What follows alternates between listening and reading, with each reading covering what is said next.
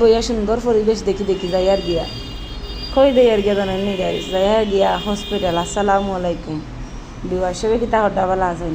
আশা করি সব ভালো আছেন, আমি আলহামদুলিল্লাহ ভালো আছি। তো যাই আর গিয়া নাতিনটা দেখাত বুঝছেন নি, লগে আছেন আমার ছোটো নবাব, বড় নবাব গেছেন কিনা না বাড়ি।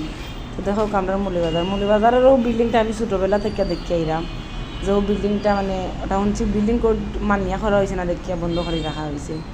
তো এটা কাজটা বন্ধ, যে মালিকে বানাইছে তার কিমান অনেক টাকা খরচ হয়েছে। তখন ঢুকে গেছি আমরা হাফিজা খাতুনের সাইডে দিয়া সামস্তাপা রোডে। আস্তে আস্তে যাই আর কি যাইমু বেরিফার লাইফ লাইন সবে আমার নাতিনের লাগি দোয়া করবা, আল্লাহ যেন আমার নাতিনকে নিয়ে হায়াত দেয় সুস্থতা সহিত।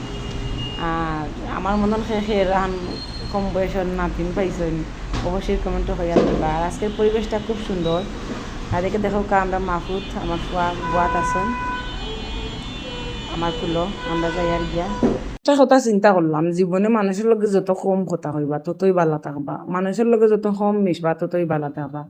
কারণ মানুষের লগে মিশিয়া দেখছি আসলে মানুষ নিজের স্বার্থ ছাড়া চলে না। আর দেখবা আপনার কাছ থেকে একটা কথা নিয়ে অন্যজনের হাতে তিল থাকি তাল বানাইয়া হইব।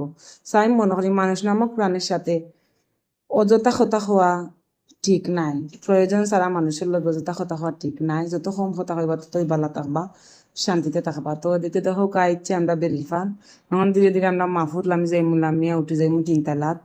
আর দেখি আমার গালাবাই দানব একটা জার, তে কইবা কিতা দানব শ্যামলি একটা জার দেখি হঠাৎ হইলা। আমার এটা গাড়ি যে ডর করে, আমি সরু থাকতে ট্রাক আর বড় বাস যদি উবার দেখতাম তা আমি তার গালাবা যাইতাম না, কইতাম কিতা জানো নি আমার ফিসি লইব।